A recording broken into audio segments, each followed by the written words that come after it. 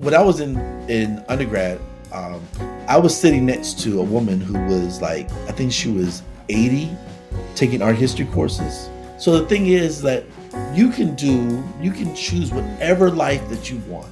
Just choose it and do it.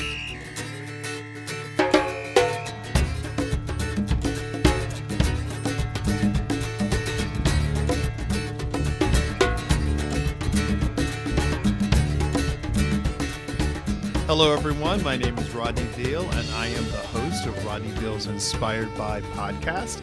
And today we are having a conversation with Jamele Wright Sr. He is a phenomenal artist that I got a chance to meet at the Dayton Society of Artists exhibition, a joint exhibition of work with Amy Deal.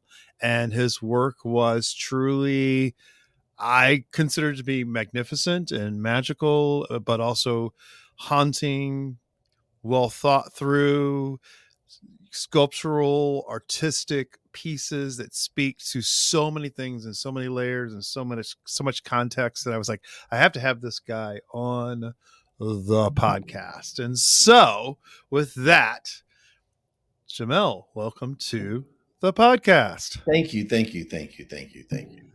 But It, before we get started, I want to send a special shout out to Amy Deal.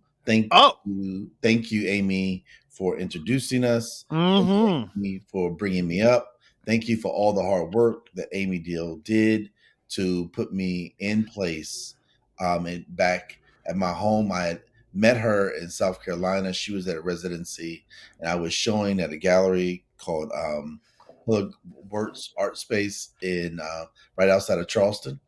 And she said, "What part of Ohio are you from?" And I said, I'm from the D." And I and she love was it. like, "I am too." I said, "I would love to do a show in Dayton, Ohio. I would love to do a show in Dayton, Ohio. If you can put it together, I'll be there." And she did it. I mean, like lickety split. Like it was crazy how That fast is we were able to pull it all together. And That's Amy for was you. so full of gratitude for her and what she did for me there. And Here we are. thank you. And here we are. Yeah. Well, and if Amy hadn't done that, we would never have met, and I Right. would never have been able to see your work. And so I'm like, I'm a firm believer in those sort of like interventions that people Yes. enter your life for a reason. They connect, you connect, and then you connect with other folks and opportunities and experiences because it all leads. It's all a part of the journey. Right. And so, I mean, major shout out to Amy. Amy has always been that way for me. I've Yeah. always been just like she is that person. I mean, Yes. she's authentically that person. Like, she loves your work. She loves you. Come on in. Come back to the D, so to speak. D. The D. So you've been away from the D, and you are currently based in Atlanta, correct? Yes. Okay, so talk to us because this is kind of like But this. I grew up Yeah, in Dayton. Like I grew up you grew up here in the D, which right, I right. love. Yeah, so I went to Belhaven. I went to Precious Blood. I went Oh to wow, yeah. Meadowville. I went to Chaminade. Oh, you went to the schools, and I the thing went is, I went to Fairview. I went to So I am from Dayton, Ohio. I grew up there. I grew up off of Free Pike and Salem, off of Crest Drive, with all my wonderful friends like the Smitties and the Cockrells and the Baileys and the Meadows and the Petersons, like all those people, the Jones, like all those people were my neighbors. The people I went to school with, like the Miss Lacey and who was a teacher when I was a kid. And I have to spend a special shout out to Mr. Amos, Bob Amos, who was my elementary art teacher. And nice. I love he it. was the one that told my mother, "I think he's got something," And my mother started took me to the Art Institute to take drawing lessons as a kid. So like I was 12 years old in adult drawing class going, "I'm supposed to paint this lady? Like I don't know how to do that." But or draw this lady. So I was I'm from Dayton, Ohio. When I took dance at Geraldine School of Dance, like I You did it. You were Yeah, you were. I'm loving that. Like because it's like you were in it. I mean, yeah, this artistic. I mean, how amazing is it that like what I love is your shout out about the neighborhood because a lot of people don't understand. I mean, I grew up in Dayton, yeah. so I lived at Philadelphia and Riverview, right Okay, where they yeah, met. And so I went to Meadowdale Elementary before yeah, we moved to Jefferson Township. And so for me, it's like it's those things, these parents and these people that we were surrounded by who encouraged you. It was like, oh, well, go take. I took classes at the Art Institute. right. I took dance. I took, I wasn't taking dance when I was young, but it was like, that's a whole Yeah, journey side story of my life. But it was like, but I was always surrounded and immersed by art, and no one ever said no or right. that's a pipe dream. You shouldn't do that. No, this community kind of embrace creativity. Like if they see it, they embrace it, and they saw it in you. I think Yeah, that's and I also have to say, like, I played baseball at Dayton View Little League, and I remember riding my 10 speed down Gettysburg with a bottle of Tahitian treat and that's old Cool school. Ranch Doritos when they first came out, and riding my 10 speed to friends' house throughout Dayton. Like a lot of those memories of riding my bike through Dayton on a 10 speed or on my Huffy 76, like those are things that ground me. That's my foundation. And when people look at abstraction to me, it goes back to that childhood of my parents. My parents grew up in Birmingham, Alabama. So we would go to Birmingham, Alabama every summer, every spring. And as my grandmother got older, we went in the winter. Um, but sitting on her front porch watching the train go by helped me to understand abstraction in a very literal, what may appear literal now, way that, understanding the way the sun would set behind the trees and the train would go through and those houses in front, the green of the grass, the colors of the sky. Sunsets is some of the best art you'll ever see. Um, and just to sit on that front porch and count train cars um, while my parents were inside doing adult talking, all Oh, the kind of things. oh And then yeah. we bring that back to Dayton, where I used to sit on my, um, where I used to stand in front of the street light on Crest Drive, and we all used to gather there and then scatter back into the house when the street light came on. But watching those sunsets and playing basketball down at Bellhaven during the daytime and like all that stuff Informs. It's informs. Like people think that you just become an artist out of nowhere, but really it's all hmm. these little things that help you to Oh be, wow. like Yeah. Miss Smith, my second grade teacher, and um, there's all those people helped me to become who I am, and I'm so incredibly grateful for Dayton, Ohio. Like, and although I Man. live in Atlanta, and I love living in Atlanta, partly because it's warm, What is on the cold this but cold I day? also remember Yeah. standing on the corner of Fairlane and Free Pike, and excuse me, and the watching the bus go by me because it was a substitute bus driver. She didn't know it was her stop, and it was 20 below. And I was standing outside as a young kid. And I remember that day saying to myself, I do not want to live here when I grow up. It's way too cold. It is way too cold. No one It's can have to live no, like this. no one. I hear you on that one because I think I remember that. I remember those days, and I grew up. When I started going to school at JT Jefferson Township, we lived out in the country, so Yeah. you were really standing out Oh my there, gosh. like, okay, I'm So not liking this cold. experience at all. But what I love how you describing it because I think every person I've talked, we've been doing this podcast for a little bit.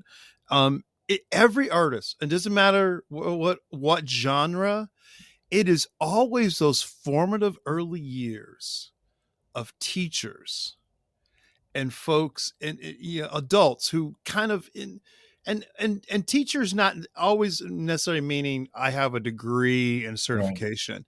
It's the people who kind of wanted to inform you and inspire you. I consider grandparents to be teachers. I Yeah. consider family members to be teachers. It seems to be a universal theme that we all have gone back to those folks who kind of are in our lives, who provided us these experiences, and you describe things so vividly. And I think that's why I was so attracted to your work, because there were such layered contextual memories and ideas, and especially this kind of notion of for me personally, I always hear people talk about abstraction in almost an analytical way, but they never talk about abstraction in an emotional Right. narrative sense. And I'm kind of curious about your take on that.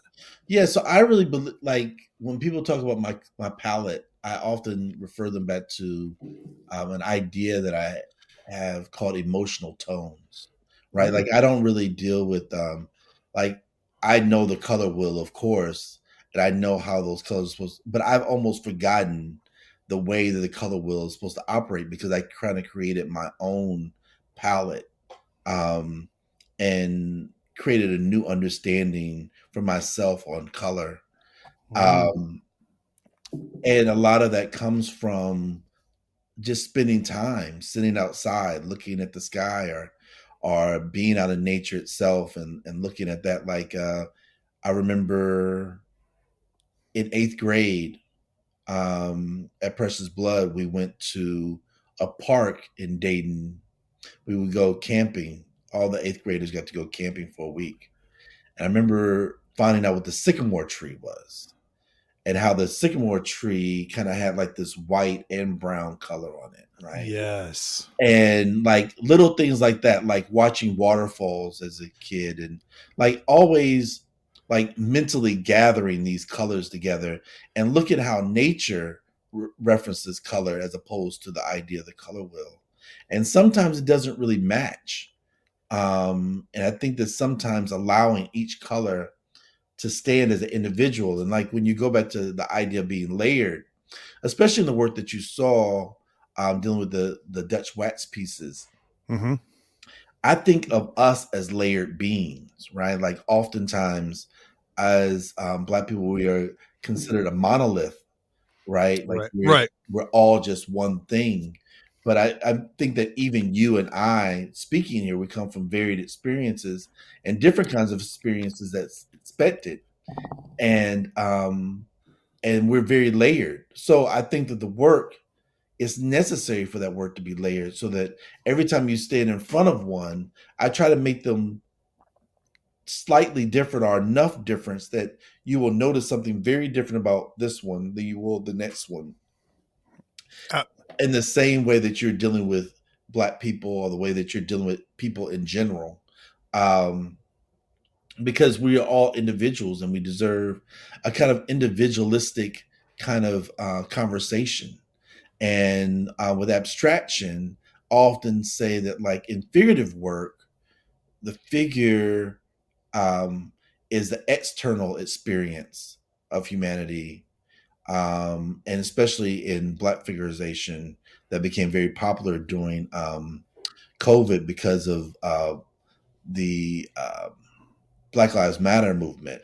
mm-hmm. But in abstraction, abstraction is the internal experience of Black people. And what that does is it's showing you, not necessarily in a very literal sense, but in a very visceral sense of the experience of myself. And I often say that I am human looking through the world through a Black gaze, right? Like Mm-hmm. I'm experiencing life as a Black person, Right.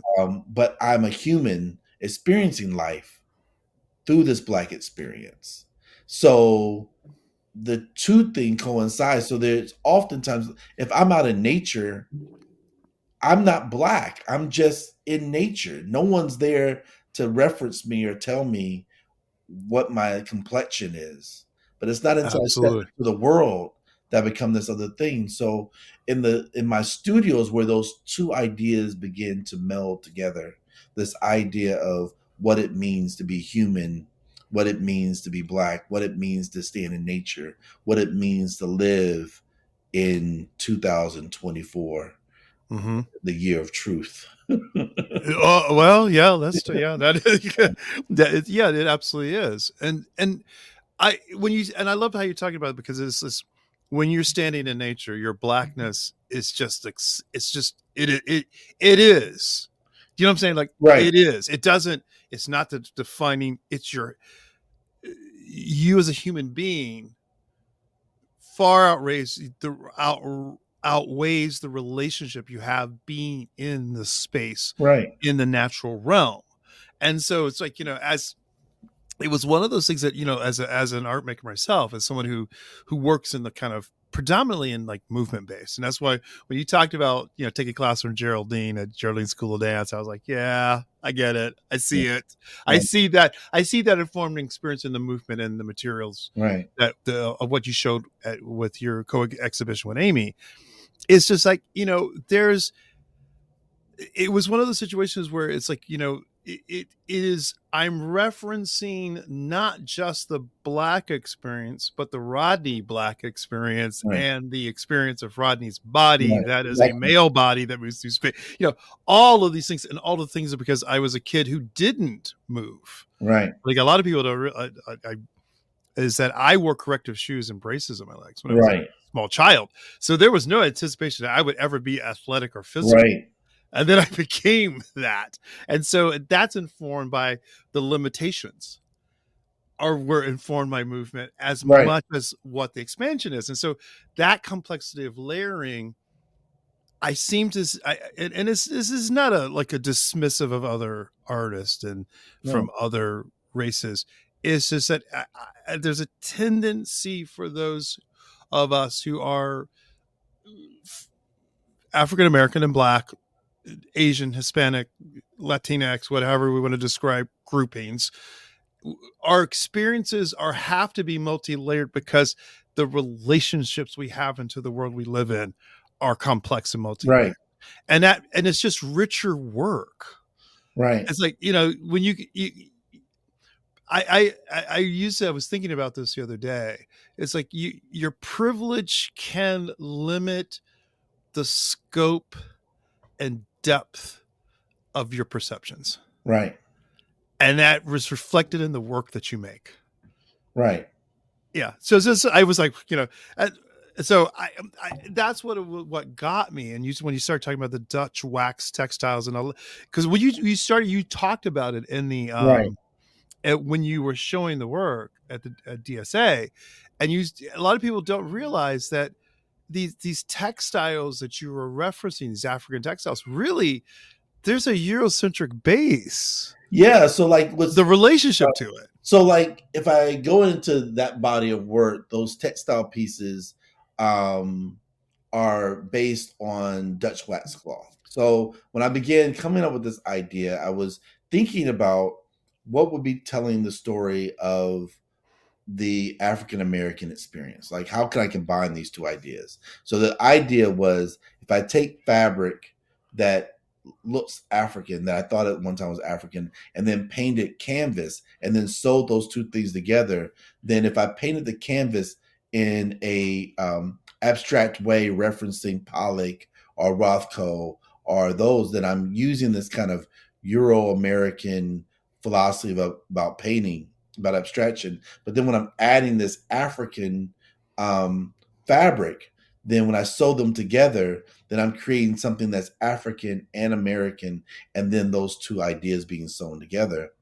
But what happened is I kind of fell in love more with the patterning and the texture of the fabric, and I was looking for, and even though I draped those two together, I still was looking to kind of drape this fabric in a different kind of way.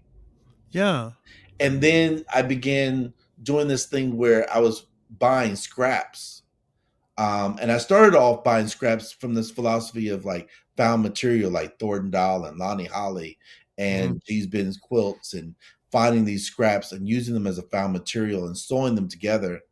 And I learned how to sew in grad school, these fabrics. And as I began sewing them together, I began feeling as though I was telling a multiplicity of stories. Like I'm not just Mhm. telling my story, I'm then telling the stories of generations. So this textile began to almost be like sampling, like hip hop Oh. sampling, because Oh, I'm nice. grabbing these things that are familiar to us and putting them together like like hip hop, where you take these great riffs or breaks from different songs and then make it into one great song. But I found out something very interesting because of one of my professors, Sheila Pepe. She forced me to do a lot of research on this fabric. And because I did a lot of that research, I found out that what we think is an African fabric is Mhm. really made in Holland. Wow. And it was a batik that was made in Holland. And when they figured it out, they sent it to Malaysia. Well, Malaysia liked it, but not as much. So they sent it back. And then Holland then tried it with Africans. And because it kind of it kind of was this mass production of something they were doing by hand, right? And that's what beats everything, right? Like you can Yeah. make a burger at home or you go to McDonald's and buy a burger, right? Right. So because this fabric came in, they begin to adopt it into the community. So then, like this idea of sampling happens again, right? Because now this fabric is reminiscent of a fabric that we make or resembles a fabric that we make in the colors that we like them to be. And then we can buy it in bulk. So then it becomes this added thing where they're then sampling, appropriating it. But what I really like about the appropriation of this material is we now think of it as being an African fabric. Right. So to take something that someone else gave you Mhm. and then to embody it to the point that people think it's yours is fascinating to me, right? Because it just talks about this level of like this ability that these people had to just completely envelop themselves in it, that they begin to own it, that the whole world begins to think it's theirs And associated with them. and associate with them, right? Right. Right. So now there are places in Africa that make this fabric. There are other places, Indonesia, Malaysia, that make this fabric, but it begins here. So this kind of fascination with this fabric, then I begin thinking, okay, well, if this is a pattern, what if I added a pattern on top of a pattern? So if Oh, they gave wow. me a pattern, and then now I need to add my pattern on top of that pattern, Right. because now I need to combine my experience with this other experience, this commodity, this thing that has been sold and shipped around the world. So now I'm going to add my pattern on top of that. And then what happens after I drape it? Yes. Yes. So then I'm draping it. So now I'm hanging it on the wall. So now I need to add like I added spray paint on there for to bring back in that hip hop, to bring back in that that graffiti, right? Yes. You're right. Which I used Absolutely. to draw in school in Dayton, Ohio, not on anything, but definitely on paper. And then after adding the graffiti in there, then I put that red clay on there, right? Oh, yes. I So remember. the red Yes. clay Thank you is for really bringing back that. amazing Yeah. because red clay or the Georgia red mud um, is very indicative just of this part of the country. Well, it goes all the way up into Virginia, Yes, it um, does. which a lot of people don't understand. But if you take the Great Pangea and combine all the countries back together, then the same place where you have red clay in Georgia is the same place you have red clay in Africa. Yes. So it creates this magical land bridge that brings everybody back home to Africa, right? So Right. I'm but also what I like about it is here in Georgia, if you step in red clay and you bring that into your house and you have like beige carpet, you're never getting it out. You get on your sofa, you're never getting it out. You put it in This the is wall, so. you're never getting it out. It is. You can never scrub it off your You gym can shoes. never scrub it up enough, right? Yeah, you can't. I And mean, then- no, I've been. My family's from Macon and Griffin, right. and like we would go down there and like, well, those are a pair of shoes I'm not wearing anymore. Exactly. Those shoes you leave in Georgia. Yep. Just give them back, right? Yeah. So so you're doing that. So like there's this red clay, but also there's a certain level of mica in there. Yeah. But at Yeah. some point, I heard that some pregnant women used to eat it because it would give them like the minerals that they needed for their body. So Wow. like so this red clay kind of has this medicinal, and then it also connects us. And so for me to add it on to the painting is like my final stamp. Like I'm putting my mark on this. So like why do I I love it. even need to like sign it? By me putting the red clay on there, I've signed it. Like You. that's my Oh wow, my that is. touch, right? You're. Yeah, absolutely. So then draping it and hanging on the wall becomes this thing where you're standing in front of this individualistic composition and you're engaging with it. You're navigating yourself around it. You are speaking to it, and it is speaking back to you, Mhm. right?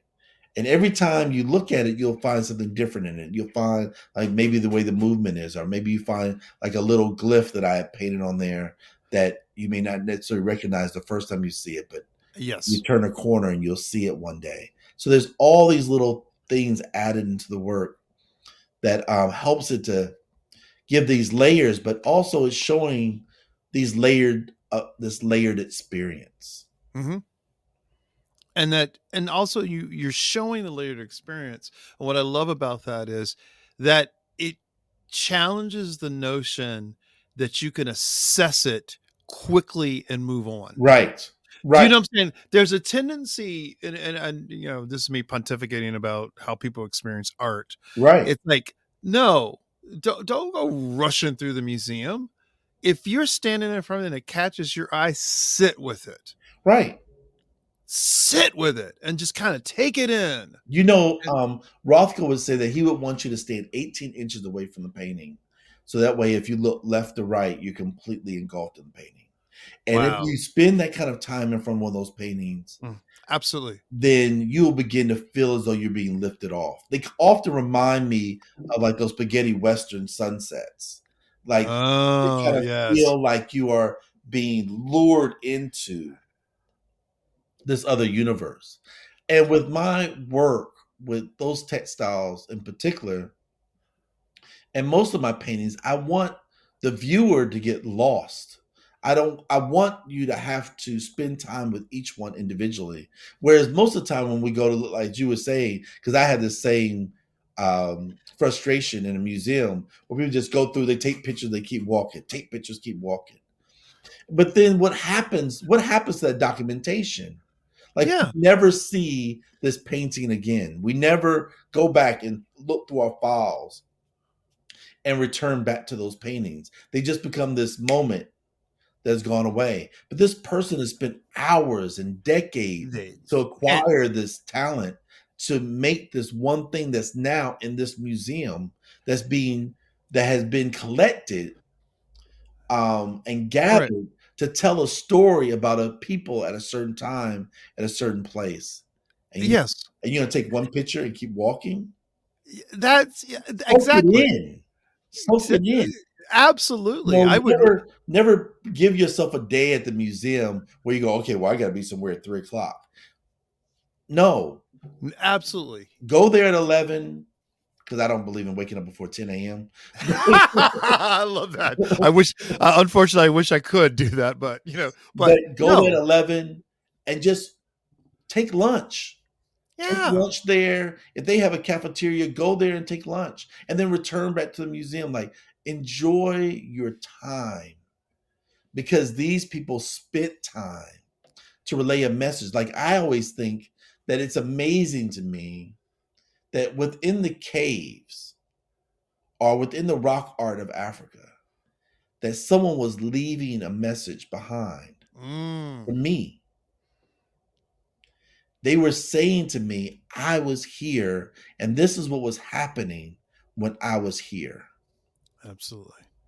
And every time you see a painting, whether it's Velasquez or Goya Or or David or Joseph Albers yes, or Jack Whitten, Thornton Dahl, all these people are saying, Basquiat, I was here. I was here. And not only was I here, this is what I was experiencing while I was here. And Yeah, I want you to experience what I was experiencing when I was here. And I don't want that I hope that this doesn't get lost. These ideas don't get lost. I'm Bonnie Miles, Membership Coordinator of CET. Thank you for listening to Rodney Veal's Inspired By. This podcast is a production of CET and ThinkTV, 2 local PBS stations. As PBS stations, the work we do online, on air, and in the community is supported by listeners like you. If you're enjoying the show and would like to support our work, please consider becoming a member at cetconnect.org or thinktv.org. Plus, when you sign up to donate at least $5 a month, you'll get access to special members-only streaming videos on the PBS app through Passport. Learn more at cetconnect.org or thinktv.org. If you're enjoying this conversation, The Art Show, also hosted by Rodney Veal, is available to stream anytime from anywhere on YouTube or the PBS app. I so believe in exactly what you're saying. And it's like, and so I always take it as we as a society have taught people, have trained to that it has to be quick, instantaneous, as opposed to let me languish and the languor that's that kind of I was telling someone of a thing. I was telling someone the other day, if you listen to a song the first time and you don't like it, you're gonna love that song eventually. Mm-hmm. Because something that's really new, you're not gonna instantly go, I like that. No. It's over time Mm-hmm. that you begin to listen to it. Like there's some paintings that I didn't like for a while, and then I found myself going back to them and referencing them, right? There's Right. artists that I've looked at and I'm like, it's okay. And then I go back another day and I go, oh, I didn't see that thing. The thing is if you like something immediately, sure, and there are some things you like immediately, but there are often times where the newest thing, because it's not familiar, it doesn't give us anything that's familiar. It's so new that we have to shift. We have to grow a little bit to even understand it. Mm-hmm. Like they talk about how when you have writer's block, Mm-hmm. and a lot of people go, oh, well, what do you do during writer's block? Or what do you do when you don't feel like painting? Rakim said, I just go outside. Mm-hmm. Go outside, I walk around, I may go cook, I may go live life a little bit, and then I come back and the words are right there. Because he doesn't see it as a block. He sees it as, at this time, I'm not ready for the next part of this. Mm. Right. So I need to go live life a little bit and then come back. And then you're right there. Absolutely. You And meet in that spot. And that's sometimes what painting is. This painting and the way the artist sees the world. So when you see me paint the textile pieces, and now I'm doing these different hand-dyed pieces. And then I'm oh doing wow. these abstraction where I'm staining the surface and then painting on top of it. So like you would think, oh, he's doing all these different things, when really to me, It's one and the same. I'm riding my bike down Gettysburg Oh, I love that. Yes. with a Yeah. Tahitian treat in one hand and Cool Ranch Doritos in the other. And I'm driving from the top of Gettysburg. I'm driving past UDF. Yes. I'm riding past Trotman Studios. I'm riding past all the way down into Trotwood. And it's all there. And it's all there. It's all there. So So my thing is like, so when you talk about to me like, because there's a tendency, and I love you're talking about the fact that, okay, this is a certain group of work, and then this is all one and the same, but then there's a different iteration because you are exploring materials and techniques and ideas, which ultimately ideas are fundamentally Right, part of it. exactly. But the memories, but ideas are also about the memories. And like, I love the fact that you're incorporating your memories as a human being who exists on this planet in Dayton, Ohio, it existed Right, in the Big D, in the world, in America. right, It's if it is not showing up in your work, you are truly blocking something out for some odd reason. right. And that's why I have a hard sometimes with some art. I go, I've there's a barrier you you've put up to guard yourself as opposed to letting it all hang out. Let it drape But on the I think wall. that that's where a lot of times people say, "Well, why is this person more successful than the other?" I think oftentimes we negate, like we don't want to share those experiences, Mm, right? Like they say, "Oh, well, I don't want to tell you this part of my life." So how are you going to not deny that in the studio? Because being an artist is a solo sport, right? yeah. You're in the studio, you're by yourself. It's not like dancing where you're like I was gonna do I was gonna do a production, a dance production, related to a body of work. So I got all these dances together, and then I ended up not being able to complete it because of funding. Oh, But it yeah. was really different for me to be around dancers because as an artist who's only in my studio by myself, and then to see them laying on top of each other and hugging each other a lot and touching each other because they are this a Mhm. physical kind of art form, right? And Right. it's based upon your trust of this other person Mm, physically, so you relate to them differently and you seem a little bit more romantic and sentimental when you're around people, right? And whereas painting, I'm in the studio by myself. yeah. So all my imagination, all my thoughts, all my understanding, all my experiences are coming up as I'm painting. The music may be on and may not be on, but I have to deal with the person on the inside. And if I'm blocking a memory or blocking an experience, I honestly believe that you can see it in the work. Mm, wow. Sometimes when you look at people's work and you go, there's something about this that doesn't just, it just feels uh, like they just missed it a little bit. Like, or Yeah. they're holding back. Like, why are they holding back? And it's really Yes. because they're not dealing with that other thing. And Mhm. then when they deal with that other thing, you go, oh my God, look at this. It's It's amazing. and the thing is, artists know it. You Right, know it. You know it. You sense it when you've that switch right. from with the you let down the guard and it just kind of explodes. Right. So like when you look And at it someone like Pollock yes. and You see his earlier work. You you could see his see other there was a work, block. right? And then all of a sudden when he does the splatters, you start going, "Oh my God." Rothko, he did like figurative work. And you're like, "Okay, that's Yeah. good." But then when he does the work that we know him for, we go, "Oh my God." That's what we Mm, needed to see. Like it's a full expression. It's a full absolutely. expression. De Kooning and Jack Whitten, like Al Loving, Joe Overstreet, like these people were willing to there's this line by Jay-Z where in this song called Beach Chair, he says, because I'm not afraid to fall out the sky, and that's the thing is like you have to be willing Hmm. to fall. You have to be willing Oh, to leap off of the cliff and find the other thing rather than and not know if you're gonna land on safety or pillows or because there is no safety. fall.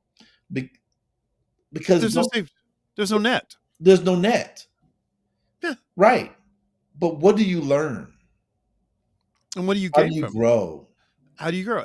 And what is so interesting because it was like because I've been in this kind of place as I'm interviewing like artists like you, and I'm in different genres, and I always think I think back to when I was dancing and performing in a company, it used to frustrate everyone. I enjoyed the rehearsal more than the performance. Right.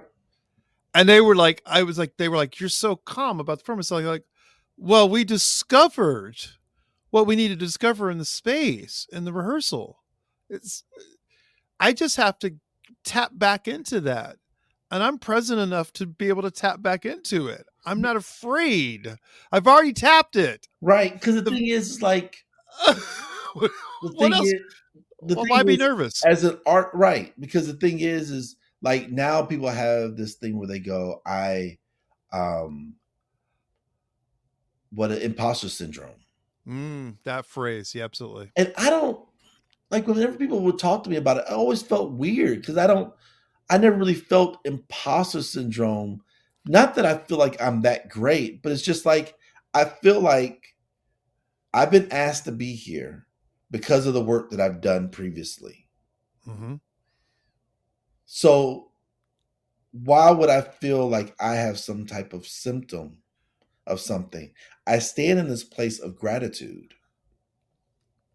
So like if there's not a Bean Davis, if there's not a Bob Amos, if there's not a Thornton Dahl or Joe Overstreet or Thornton Absolutely. Dahl, Melvin Edwards, if there's not a Howardina Pindell, if there's not Hel Woodruff, if there's not Robert Duncanson or Edward Bannister, if we don't have those people doing and being, then how was there? So I stand in the place of gratitude. Absolutely.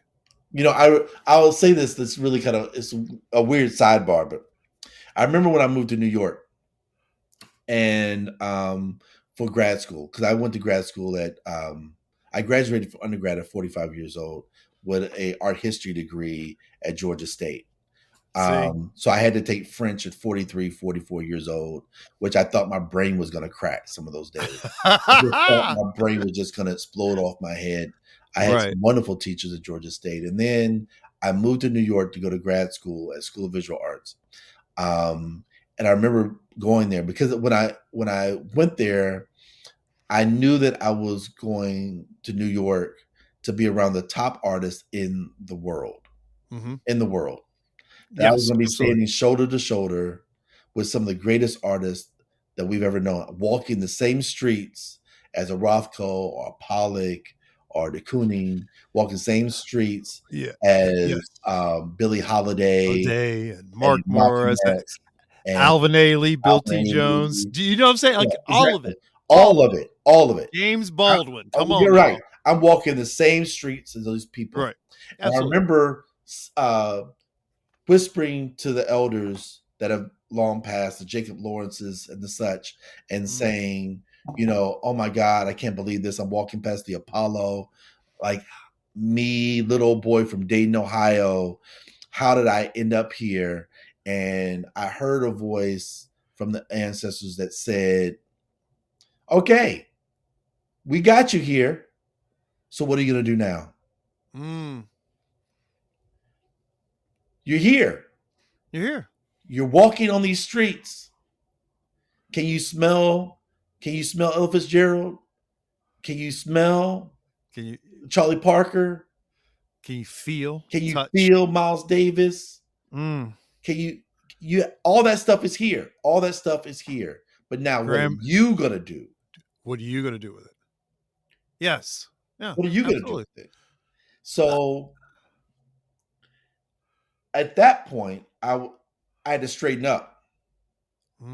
I was in nostalgia for a while, but then I had to straighten up because then I had to realize that the work that I make, someone else is going to stand on my shoulders. Wow. And the work that I make, the dedication took for me to be there, the sacrifice that my children took for me to be in New York for 2 years, all those things that happened for me to be there, I had to earn it. So I had to work really hard. So I dedicated myself in New York. Like I was not thinking about anything else but art making. I had fun. Oh, yeah. And I met some really wonderful people. But my dedication was to be a New York artist, to be an American artist, to be a Black artist, to be the artist, to be a artist, and to have a conversation with the Mm. past and create dialogue in the future. Mm. So that's why it's really important that I went back to Dayton, Yeah. because being in Dayton kind of brought back this idea that a little old black boy from Dayton, Ohio, he can do it. We can do it. Yeah. It's possible. It's The possible. the possibilities. And when you talk about, you know, the nostalgia, yes, it's like, you know, it's when you, and one of the things that was unusual is unusual about Dayton is that you could be in the presence of a Bing Davis and a Geraldine Blunden Right. and an Amina Robinson in Columbus, who I'm super excited. I just kind of discovered Right. for Yeah. myself how amazing this woman Oh, is. she was And so, wonderful. She was incredible. incredible. Right. And they're exhibiting her work at the Springfield Art Museum, and we're going to cover it for the Oh, show. wonderful. And Wonderful.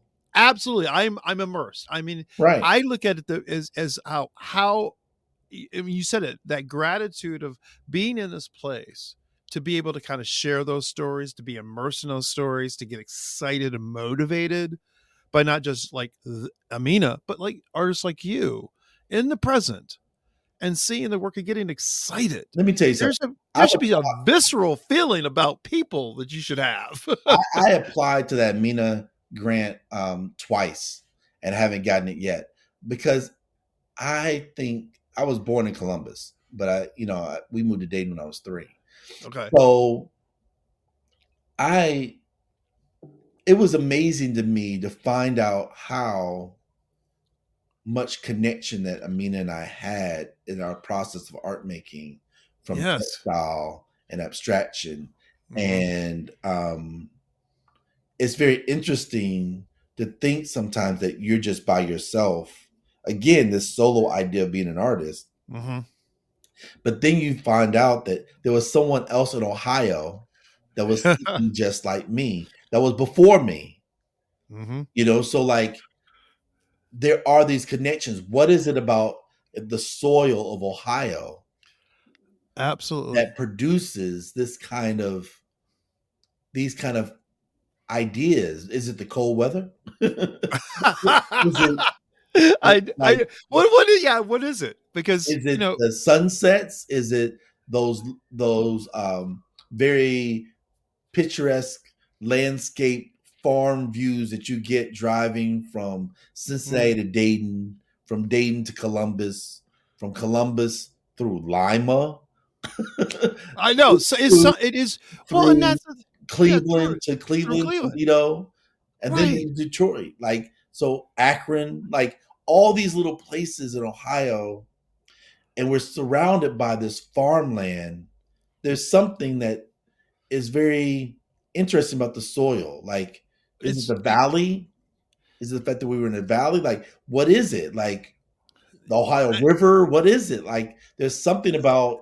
As I'm doing my research on Robert Duncanson and finding out that he was living in Cincinnati, and how many great artists during the 1800s, African American artists during the 1800s, were living in Ohio and Cincinnati. Absolutely.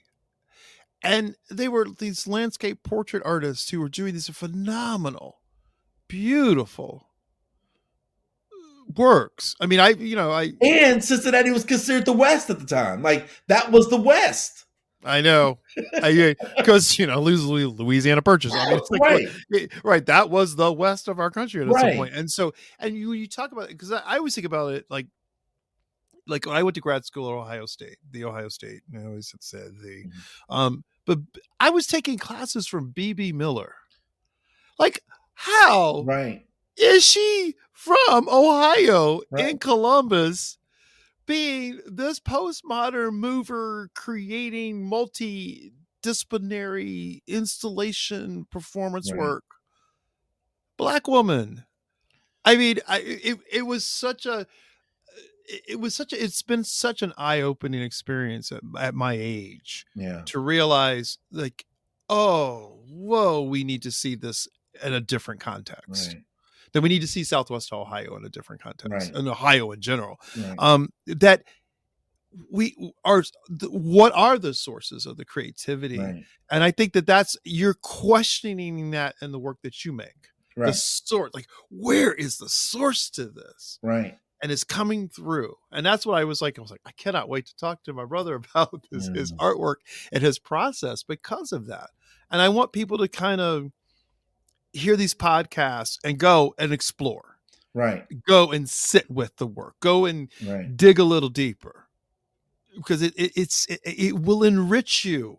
Right. It will inspire you. That's in the title. And I'm inspired. I love that, because I base my entire thesis on memory and forming and infusing work and fracturing memory.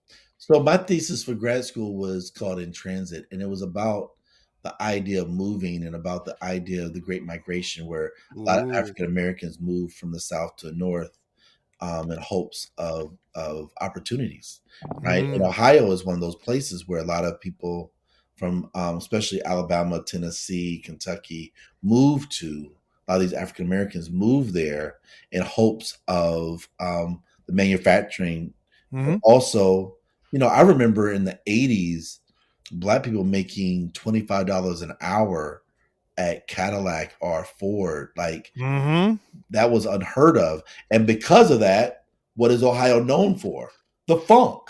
Right? The funk, because they could afford to let their kids buy instruments. Exactly. And they can afford to give them lessons. You have Roger Troutman, and you have Ohio players, and you have the Battle of the Bands. Right. You have Battle of the Bands. Oh, right. Remember that stuff? Yeah. I remember it.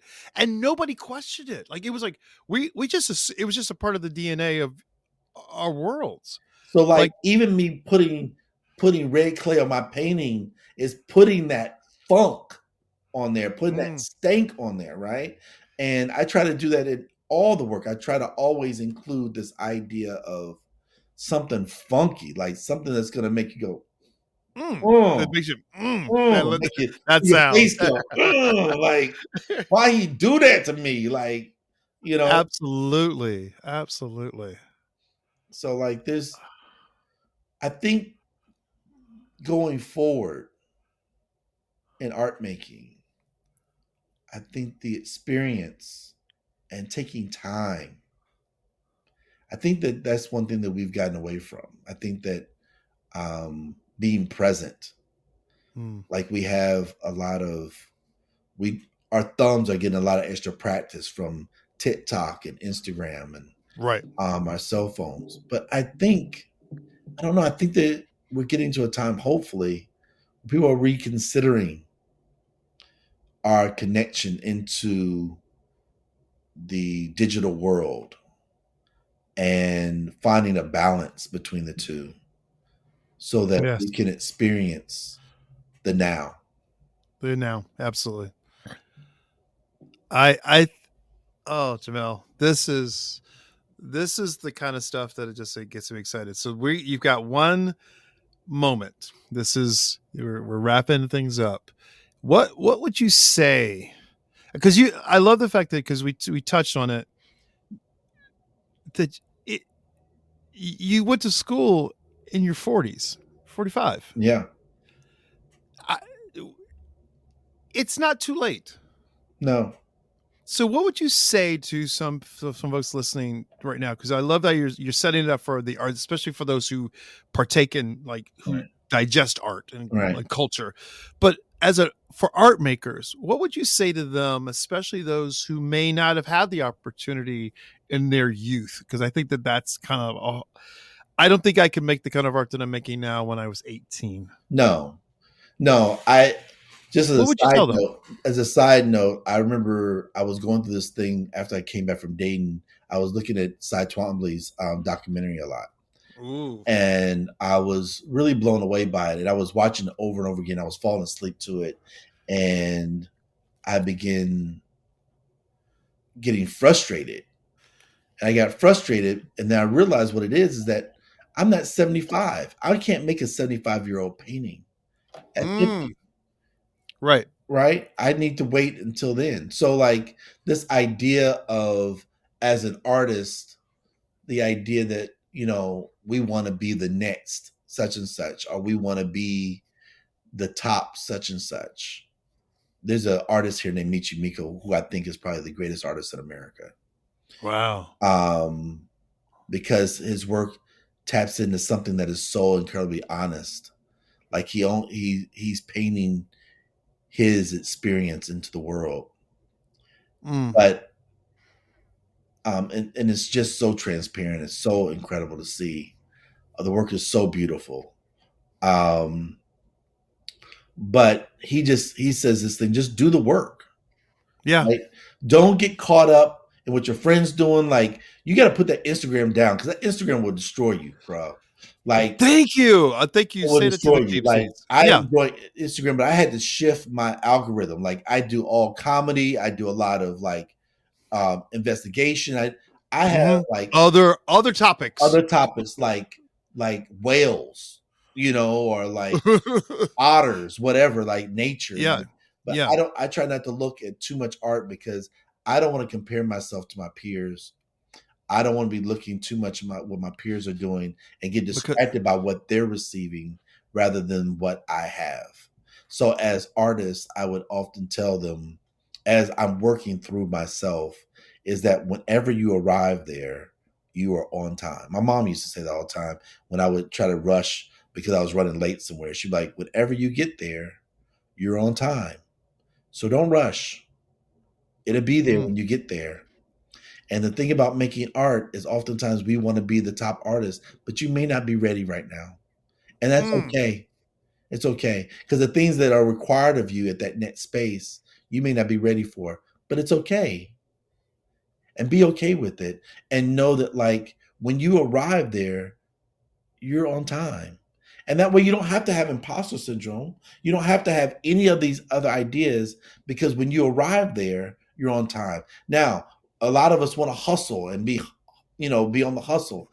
Right. All that stuff is fun. You think it's fun, but at the same time, you sometimes are pushing yourself into a space when you're really not ready yet, or you don't belong yet. And then you wonder, why didn't people like your work as much as someone else's? Because they were on time. And so this is the thing is that believe me, I'm saying this to you, but this is something I have to remind myself every single day, that whenever I arrive there, I'm on time. So that I have to say for artists. But when you mentioned the idea about me going back to school at 43, I will add this. Choose life. You can have whatever you want. You can have whatever you want. You just have to choose it. You just have to choose it. I chose to go back to school to get an art history degree. What is a 43-year-old man going back to school to get an art history degree for? Is it practical? I mean, I thought it was practical. I wanted to be an art history professor. But does the world think that they need it? They do, but they don't realize it. But I made this choice that this is what I wanted. So I shifted my entire life to do that. And then I moved to New York because I wanted to stand next to the greatest artists in the world. So I chose that. And it came to be. And now I'm back in Atlanta, raising my kids, raising my family, taking care of my family. But the thing is if there's anything you want at life, at any time, Thornton Dial started making art at 69 years old as he retired from the railroad. And we can go on and on with different artists that started what we consider late in life. Late in life, right. But the thing is, are later in life. Yes. But really, all that does is present to you a great opportunity. Because as you were saying earlier, your experiences of you not being able to walk as a young child, wearing braces as a young child, has informed the way that you dance. And you have a greater appreciation for the fact that you're able to dance than maybe the person standing next to you who never had to wear braces. right? Absolutely. Yeah. But when you dance, you're dancing out of pure joy because Absolutely. you know the road it took. Yep. So I would say to anyone, when I was in undergrad, I was sitting next to a woman who was like, I think she was 80, taking art history courses. So the thing is that you can choose whatever life that you want. Hmm. Just choose it and do it. You have given us the words of wisdom. There we go. This was a great conversation. Always. You are amazing.